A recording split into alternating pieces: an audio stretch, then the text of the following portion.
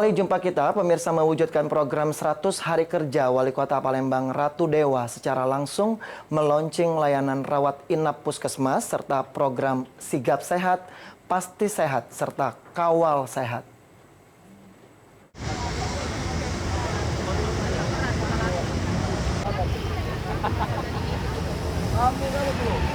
Dipersilahkan berdiri.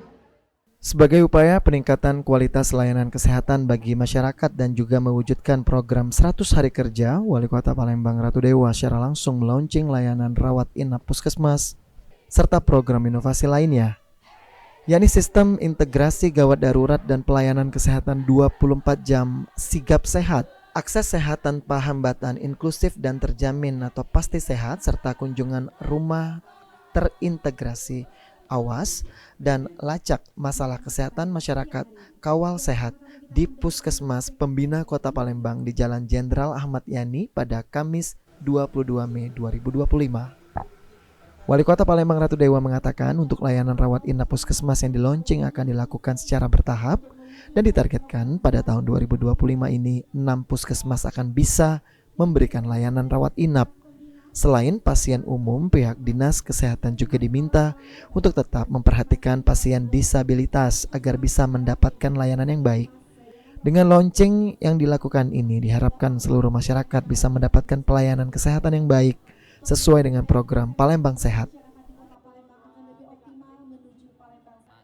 Janji kita ruang rawat inap satu puskesmas, satu ruang rawat minimal. Nah ini sudah terwujud, alhamdulillah syukur. Sudah berapa puskesmas? Ruang rawat inap ada 6. Jadi tahun ini bertahap ya, sudah ada 6. Terus kita bangun lagi baik tahun ini, tahun depan sesuai dengan komitmen kami ketika pencalonan sebagai wali kota dan wakil wali kota kemarin.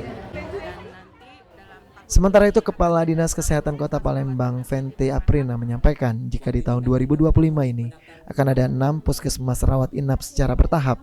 Selain Puskesmas Pembina, Puskesmas Sematang Borang, Sungai Selincah, Sukarami, Basuki Rahmat, dan Puskesmas Alang-Alang Lebar akan memiliki layanan rawat inap sesuai dengan kriteria minimal, di mana puskesmas harus memiliki 5 hingga 10 tempat tidur perawatan, ruang persalinan, ruang tindakan, hingga instalasi gawat darurat atau IGD.